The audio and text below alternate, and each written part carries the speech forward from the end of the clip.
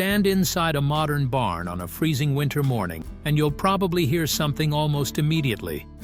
The hum of electricity. Fans turning. Heaters running. Automatic water systems. Lights. Modern agriculture depends on power. Now imagine all of that disappears. No electric heaters. No powered ventilation systems. No heated fans blowing warm air through the building. Most people assume the barn would quickly become unusable. Animals would freeze. Water would ice over. Everything would come to a stop. Yet for generations, many Amish communities have managed farms without relying on grid electricity in the same way as most modern farms. That doesn't mean they ignore winter. Far from it. They simply approach it differently. The biggest surprise is this. They don't usually try to heat an entire barn to room temperature. That would require enormous amounts of energy. Instead, traditional barn design focuses on protecting animals from the things that cause the greatest heat loss. Cold wind, moisture, poor ventilation. Once you understand that difference, the entire system begins to make sense. Let's start with the biggest misconception of all. People often imagine barns should feel warm. In reality, healthy livestock generally don't need warm buildings. They need dry buildings. A dairy cow produces a remarkable amount of body heat. Adult horses do the same. Sheep grow thick insulating wool. Even chickens fluff their feathers to trap warm air close to their bodies. Their natural insulation does much of the work. The goal of the barn is usually not to replace that insulation. It's to protect it. Rain destroys insulation. Wet bedding destroys insulation. Strong wind strips away warm air trapped around an animal's body. A dry, sheltered animal can often tolerate surprisingly low temperatures. A wet animal exposed to wind cannot. That's why many traditional barns prioritize blocking drafts rather than generating heat. It's a completely different philosophy. The first thing many Amish barns rely on is thoughtful building design. Walk around an older timber frame barn and you'll notice something interesting. They're massive. Heavy wooden beams, thick siding, large roofs. Those materials don't create heat, but they do slow rapid temperature changes. Wood doesn't behave exactly like thin metal panels. Heavy timber absorbs and releases heat more gradually. Combined with enclosed spaces, this helps reduce sudden temperature swings. That stability benefits both livestock and stored feed. People sometimes mistake this for heating. It isn't. It's insulation. There's an important difference. The second factor is animal body heat. This surprises almost everyone. Imagine a dairy barn with 30 cows, or 50. Each animal produces heat simply by being alive, eating, digesting food, moving, breathing.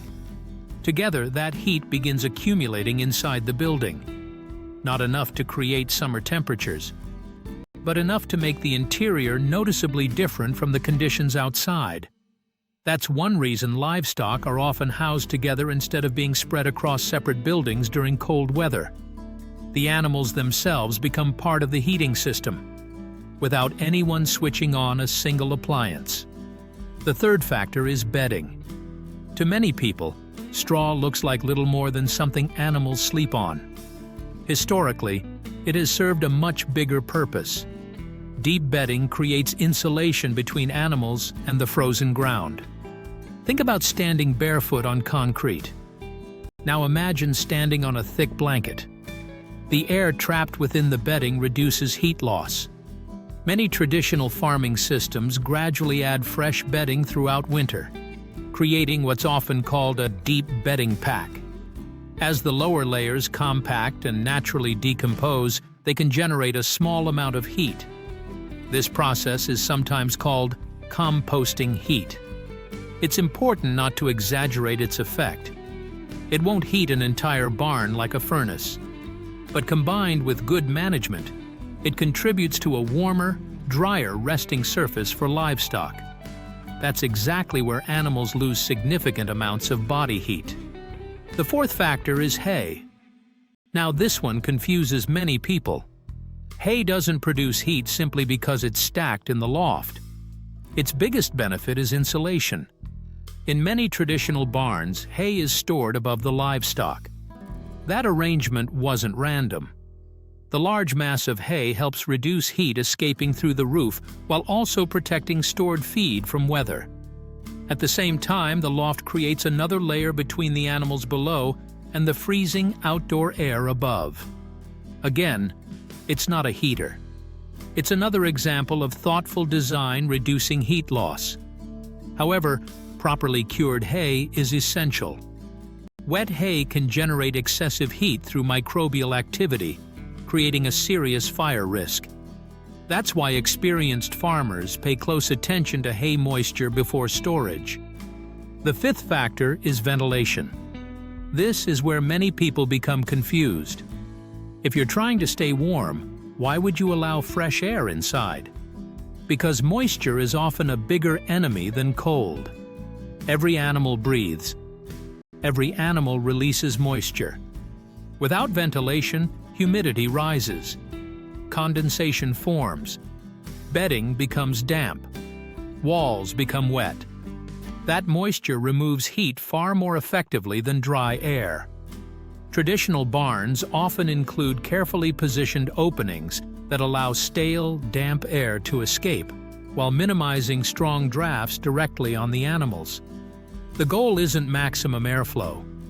It's controlled airflow. That's an important distinction.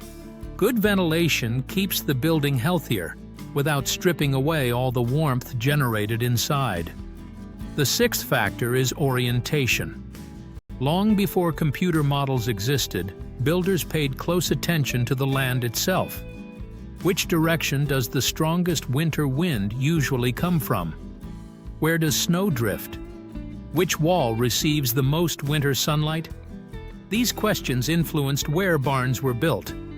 A building positioned to reduce exposure to prevailing winter winds immediately becomes easier to manage. Again, no electricity required. Just observation. Generations of practical experience often produced remarkably effective results. The seventh factor is smaller enclosed spaces. Not every part of a barn needs identical conditions. Young animals often require more protection than healthy adults. Calves, newborn lambs, young goats. These animals may be housed in smaller pens that are easier to keep sheltered.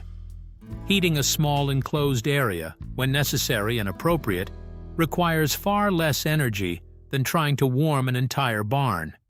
That's another recurring theme in traditional farming. Work with nature. Don't fight it. By now, you've probably noticed something.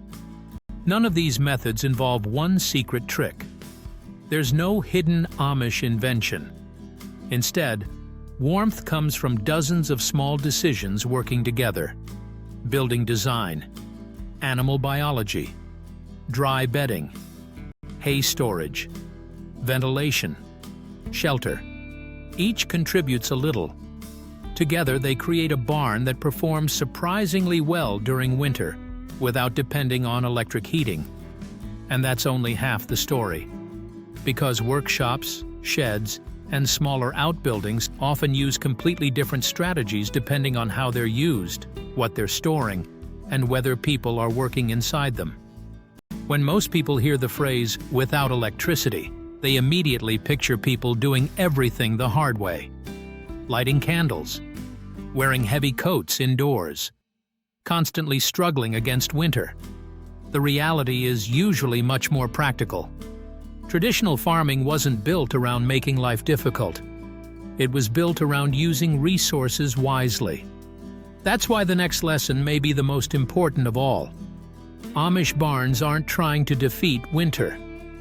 They're designed to work with it. That difference changes everything. Take workshops, for example. Unlike livestock barns, Workshops often contain people who may be standing still for long periods while woodworking, repairing equipment, or making furniture. Humans don't generate nearly as much body heat as an entire group of cattle. That means workshops often require additional heating. Historically, one of the most common solutions has been the wood stove. Wood-burning stoves have heated buildings for centuries. They don't require electricity. They simply require dry firewood, proper installation, and careful operation. A single stove can provide steady heat throughout a workday. But there's another advantage people often overlook. Many wood stoves continue producing heat long after the fire has stopped actively burning. The heavy cast iron slowly releases stored heat into the room. That creates a much more stable temperature than people expect. Wood itself also fits naturally into many rural communities. Trees require management. Storms bring down branches. Woodlots provide renewable fuel when managed responsibly. Instead of depending entirely on outside energy sources, many traditional farms have historically relied on fuel available close to home. That's practical. Not because it's old-fashioned, because it reduces dependence on external systems. Another fascinating feature of many traditional barns is how space is used. Modern buildings often separate everything. One room, one purpose. Traditional barns frequently combine multiple functions under one roof. Livestock below, hay above, equipment nearby, storage areas carefully positioned. This arrangement wasn't only about convenience. Every section influenced the environment around it. Warm air naturally rises. Hay stored above benefited from the warmth rising through the building, while also providing additional insulation for the space below. Meanwhile, keeping animals inside one larger structure often reduced the total exposed surface area compared with multiple small buildings. Less exposed wall area generally means less heat loss. Again, nothing magical. Just thoughtful design. One of the biggest misconceptions about Amish farms is that they reject every modern idea. That's simply not accurate. Different Amish affiliations follow different Ordnung, the community rules that guide daily life. Some communities permit certain technologies that others don't. Some use diesel engines. Some allow compressed air systems powered by engines. Others may use hydraulic systems for specific jobs. Practices vary widely. That's important because people often speak about the Amish as though every community operates identically. They don't. Their heating methods also reflect those differences. What remains remarkably consistent, however, is an emphasis on simplicity. If a building can stay comfortable through good construction instead of constant mechanical heating, that's usually a better long-term solution. Good design reduces ongoing work. Poor design demands constant correction. That's a principle modern architects still follow today. Another factor people rarely think about is maintenance. A poorly maintained barn loses heat much faster than a well-maintained one. Loose boards, damaged doors, broken windows, leaking roofs. Small gaps become major problems during winter. Cold air finds every opening. Moisture follows. That's why maintenance has always been considered part of winter preparation. Repairing a small gap during autumn is much easier than dealing with freezing drafts in January. Many experienced farmers spend considerable time preparing buildings before winter arrives. Checking hinges, repairing siding, replacing damaged boards, adding fresh bedding, cleaning gutters, inspecting roofs. None of these tasks generate heat, but every one of them helps preserve it. Water management is another overlooked lesson. Animals need water every day. Winter creates an obvious challenge. Water freezes. Modern farms often solve this with electrically heated waterers. Traditional farms rely on different approaches. Water may need to be replaced more frequently. Containers checked throughout the day. Some farms use insulated watering systems or locate water where it's naturally more protected from freezing. Again, there isn't one universal Amish method. The exact solution depends on the community, the animals, and the climate. The important point is that winter management involves much more than heating alone. It's an entire system. Feed also plays a surprisingly important role. Animals create body heat partly through digestion. During winter, livestock often require more energy simply to maintain their body temperature.